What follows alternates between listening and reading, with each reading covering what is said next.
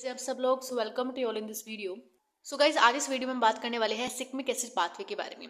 So guys ये जो pathway है सिग्मिक एसिड, ये बहुत ज़्यादा इंपॉर्टेंट है। आपको इसको लर्न करने में मतलब थोड़ा सा प्रॉब्लम भी होगी क्योंकि इसमें काफ़ी ज़्यादा मतलब रिएक्शंस काफ़ी दी हुई है। ठीक है, मल्टीपल स्टेप्स यहाँ पे दिए हुए हैं रिएक्शंस के। तो इसको एक बार तो लर्न करने में प्रॉब्लम होगी, लेकिन अगर आप इसको अंडरस्टैंडिंग के साथ करोगे, समझ के करोगे, तो आपको लर्न ईजिली हो जाएगा। ठीक है, तो सिग्मिक एसिड पाथवे बहुत इंपॉर्टेंट है, आपको लर्न करना पड़ेगा। और अगर आपने इससे प्रीवियस वीडियो नहीं देखी है, बिल्कुल बेसिक वाली, मतलब उसमें मैंने आपको बेसिक बेसिक सब बताया था। ठीक है, कि एसिड की जो सिग्मिक एसिड पाथवे ये कहाँ से शुरू होता है। ठीक है, तो मैं डायरेक्टली अभी तो मैं आपको जस्ट प्रीवियस वीडियो के बिहाफ पे बता रही हूँ कि मैंने प्रीवियस वीडियो में जो बता दिया था ना, उससे आगे मैं आपको यहाँ पे बताने वाली हूँ। ठीक है, तो सिग्मिक एसिड पाथवे को शुरू करते हैं। तो जैसे मैंने आपको बताया था यहाँ पे, ये जो पाथवे है ये कहाँ से शुरू होता है। ये जो फोस्फोफिनोल जो है, ये आपको ग्लाइकोलाइसिस से बनता है। फोस्फोफिनोल पायरुवेट आपको ग्लाइकोलाइसिस से बनता है, और ये जो आपका है पेंटोस फोस्फेट पाथवे से बनता है। ठीक है, तो ये इसका स्ट्रक्चर है, और इन दोनों का कंडेंसेशन होता है, एल्डोल कंडेंसेशन होगा। देखो ये आपस में, यहाँ पे जब दोनों आपस में मिल जाते हैं तो यहाँ पे एल्डोल कंडेंसेशन होगा इनका। तो देखो यहाँ पे बेसिक एल्डोल कंडेंसेशन में क्या होता है, तो यहाँ पे आपका फोस्फेट जो है निकल जाएगा ग्रुप। देखो इसमें आप यहाँ पे देखो ध्यान से, ये जो आपका है, ये जो ग्रुप है आपका इथ्रोस फोर फोस्फेट जो है, ये सेम एज इट इज ऐसे ही रहेगा। लेकिन जब ये इससे जब आप इसको रिएक्ट करोगे तो क्या होगा, तो यहाँ पे ये जो अल्डेहाइड आपको दिखाई दे रहा है, यहाँ पे ये किसका क्या होगा, यहाँ पे हाइड्रोजन आ जाएगा, एक हाइड्रोजन अटैच होकर सेम एज इट इज ये ग्रुप बन जाएगा। देखो यहाँ पर आपके पहले कितने थे, यहाँ पे आपके 2 थे ना, अब यहाँ पे 3 बन गए हैं। ठीक है, तो एज इट इज सेम यहाँ पे बन गया।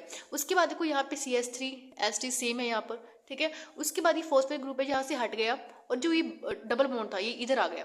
ठीक है, ऑक्सीजन के पास आ गया, क्योंकि ये अनस्टेबल हो गया था, उसको स्टेबल करने के लिए ऑक्सीजन के पास डबल बॉन्ड हो गया। उसके बाद COH जो है एज इट इज यहाँ पर है। ठीक है, COH जो है। ठीक है, तो यहाँ पे फर्स्ट स्टेप आपको एल्डोल कंडेंसेशन करनी है। यहाँ पे आपका क्या फॉर्म हो जाएगा, DAHP यहाँ पे फॉर्म हो जाएगा। तो ये इसके बाद फर्दर क्या होता है, अब यहाँ पे साइक्लाइजेशन होती है। ठीक है, आपको पता होना चाहिए, जो जब NAD जुड़ता है, अगर NAD के साथ H नहीं जुड़ा हुआ तो यहाँ पे हाइड्रोजन नहीं देगा। NADH हमेशा यहाँ पे हाइड्रोजन लेके जाता है। अब हाइड्रोजन यहाँ से आप ले लोगे, अगर आप यहाँ से हाइड्रोजन निकाल लेते हो जो NAD है उसकी हेल्प से, तो यहाँ पे आपकी साइक्लाइजेशन रिएक्शन शुरू हो जाएगी। तो फर्दर आगे वही लिखा था। इसके बाद साइक्लाइजेशन होती है यहाँ पे NADH के थ्रू। NADH यहाँ पे हाइड्रोजन ले लेते हैं इससे, तो यहाँ पे साइक्लाइज एक पूरी एक साइकिल फॉर्म में एक बन जाती है। तो साइकिल फॉर्म में हमारे पास क्या बनता है, 3D हाइड्रोक्विनिक एसिड बनता है हमारे पास। अब देखो सिंपल आपको उसका जो स्ट्रक्चर लर्न करना पड़ेगा। ठीक है, उसके बाद यहाँ से वाटर अगर आप रिमूव कर रहे हो, वाटर रिमूव करते ही क्या होगा, यहाँ पे जो HO लगा हुआ है ये हट जाएगा। ठीक है, वाटर रिमूव कर दे तो HO यहाँ से रिमूव हो गया। अब हमें क्या करना है, यहाँ पे इसको दोबारा फर्दर एक हाइड्रोजन देके यहाँ पर हमें इसका सिग्मिक एसिड बनाना है। अब सिग्मिक एसिड का फॉर्मूला क्या होता है, यहाँ पे अगर हाइड्रोजन लगा देते हो आप और यहाँ से डबल बॉन्ड हटा देते हो तो आपका सिग्मिक एसिड बन जाता है। तो यहाँ पे आप ऐसा हाइड्रोजन मतलब यहाँ पे ऐड करना है आपको। तो मैंने यहाँ पे आपको क्या बताया था, अगर आप NAD दे रहे हो तो NAD में क्या होगा, एक हाइड्रोजन ले लेगा। अगर यहाँ पे NADH होगा तो हाइड्रोजन देगा। तो यहाँ पे बेसिकली क्या होगा, NADH हमें दिया तो NADH फर्दर किसमें कन्वर्ट हो गया, NAD में। तो यानी हाइड्रोजन ऐसे हट गया। अब वो हाइड्रोजन कहाँ गया, सिग्मिक एसिड में गया। तो यहाँ पे जो O लगा हुआ था तो ये हाइड्रोजन में कन्वर्ट होकर मतलब हाइड्रोक्सी ग्रुप बन के यहाँ पे सिग्मिक एसिड फॉर्म हो चुका है।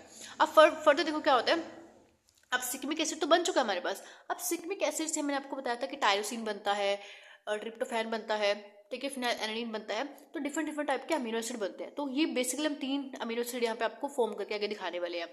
अब उसके बाद देखो यहाँ पे क्या होगा, ATP जो है, ATP से हमें इसको फॉस्फेट देना है। ठीक है, अब ATP यानी एडिनोसिन ट्राइफॉस्फेट है। ठीक है, यानी हम इसके पास 3 फॉस्फेट है। तो अगर हम इससे एक फॉस्फेट ले लेते हैं तो डाइफॉस्फेट बच जाता है। तो D से डाइफॉस्फेट, तो यहाँ से हमने एक फॉस्फेट यहाँ से ले लिया इससे। ठीक है, अब ये एक फॉस्फेट जो था, अब ऑब्वियस सी बात है फॉस्फेट जो है इस फॉर्म में रहेगा। तो फॉस्फेट जो है यहाँ पर अटैच हो गया। तो हमारे पास क्या बन गया, सिग्मिक एसिड 3 फॉस्फेट यहाँ पे अटैच हो गया। ठीक है, अब उसके बाद हमें क्या करना है, यहाँ पर इसको रिएक्ट कराएंगे। ठीक है, अब यहाँ पे ऑक्सीजन जो है यहाँ से जब इससे रिएक्ट करेगा तो ऑब्वियस सी बात है, देखो यहाँ पे क्या होगा, यहाँ से जो फॉस्फेट ग्रुप है हट जाएगा। ठीक है, और जो ये वाला कार्बन है, बीच वाला कार्बन है, यहाँ पे जाके अटैच हो जाएगा, और डबल बॉन्ड के साथ ये एसिड यहाँ पर रहेगा देखो, और यहाँ पे OH। ये सिर्फ यहाँ सिंपल ये इसको हमें हटाना है यहाँ से।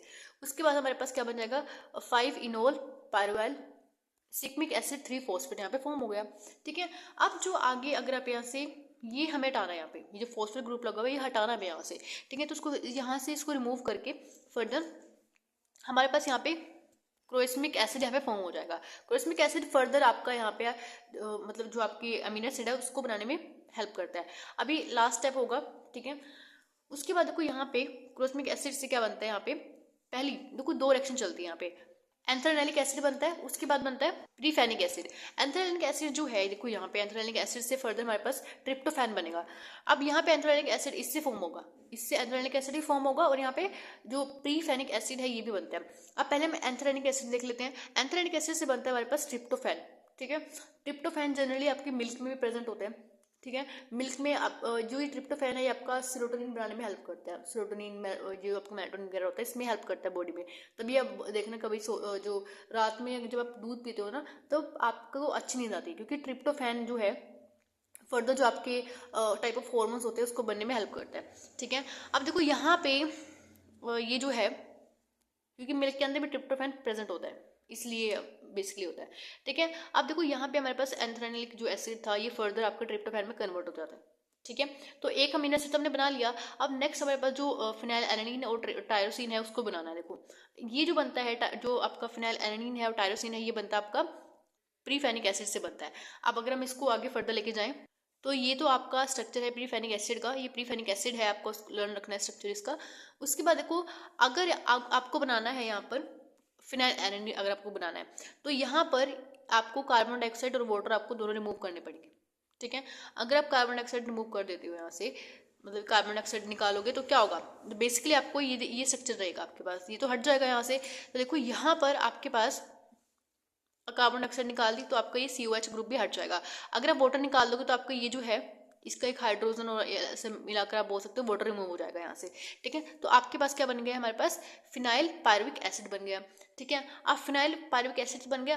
अब आपको पता है अमीनो एसिड में अब हमारे पास एक COH और NH2 ये दोनों ग्रुप होना बहुत ज़्यादा इंपॉर्टेंट है। तो इसके अंदर NH2 ग्रुप नहीं है, COH ग्रुप अभी है।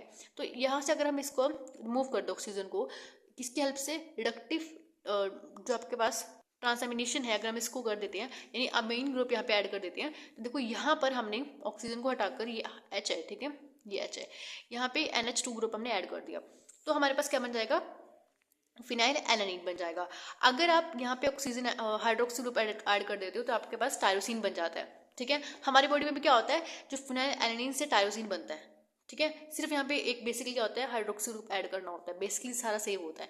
उसके बाद देखो यहाँ पे अगर मैं बात करूँ इसमें आप क्या करोगे, देखो यहाँ से तो आपने जो कार्बन डाइऑक्साइड और वाटर निकाल दिया, तब आपके पास जो आपका फिनाइल एलानिन है वो फॉर्म हो गया। लेकिन यहाँ पे आपको क्या करना पड़ेगा, अगर आप कार्बन डाइऑक्साइड को रिमूव करनी पड़ेगी, क्योंकि यहाँ पे आपके पास क्या था, COH को रिमूव करना था हमें, तो कार्बन डाइऑक्साइड तो निकाल दिया आपने, लेकिन आपको यहाँ पे इस कार्बन डाइऑक्साइड में जो हाइड्रोजन है, हाइड्रोजन जो है उसको कैसे रिमूव करोगे, तो यहाँ पे NADH जो है इसको लगाओगे तो NADH क्या करता है, तो जो NAD है ये NADH में कन्वर्ट होगा, क्योंकि एक हाइड्रोजन कार्बन के पास पड़ा हुआ था। यहाँ पे एच देखो यहाँ पे क्या होगा, इसको तोड़ने के लिए ये तो कार्बन डाइऑक्साइड में कन्वर्ट हो गया, और एक हाइड्रोजन जो बचा हुआ है ये क्या करता है, इसको अटैच करके अपने पास फर्दर ये बना लेता है। ठीक है, अब देखो यहाँ पर हमारे पास क्या होगा, ये फर्दर आपके पास क्या बन गया, पैरा पे हाइड्रोक्सी फिनाइल पायरुविक एसिड बन गया। इसमें भी अगर आप रिडक्टिव ट्रांसएमिनेशन करा देते हो तो यहाँ पे भी आपके पास क्या बन जाएगा, टायरोसिन का स्ट्रक्चर फॉर्म हो जाएगा। टायरोसिन का स्ट्रक्चर बहुत ही सिंपल से आपको लर्न करना है। ठीक है, और इस यूनिट के जो नोट्स रहेंगे वो मैं आपको टेलीग्राम का एक जो नोटिफिकेशन जो टेलीग्राम का क्या बोलते हैं उसको लिंक है वो मैं आपको डिस्क्रिप्शन में डाल दूंगी। ठीक है, टेलीग्राम पे मैं आपके सारे जितने नोट्स होंगे मैं आपको वहीं पे दे दूंगी। ठीक है, और जो वीडियोस वगैरह होंगी सब मैं आपको टेलीग्राम पे आपको अपडेट वहाँ पे देती रहूँगी, और उसके बाद नोट्स वगैरह जो आपको टेलीग्राम पे मिलेंगे इसका जो लिंक है मैं आपको डिस्क्रिप्शन में दे दूँगी।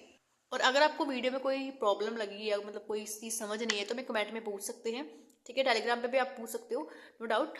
और वीडियो अच्छा लगा है तो सब्सक्राइब कीजिए, लाइक कीजिए और अपने फ्रेंड्स को शेयर कीजिए। And thank you for watching this video. Have a nice day.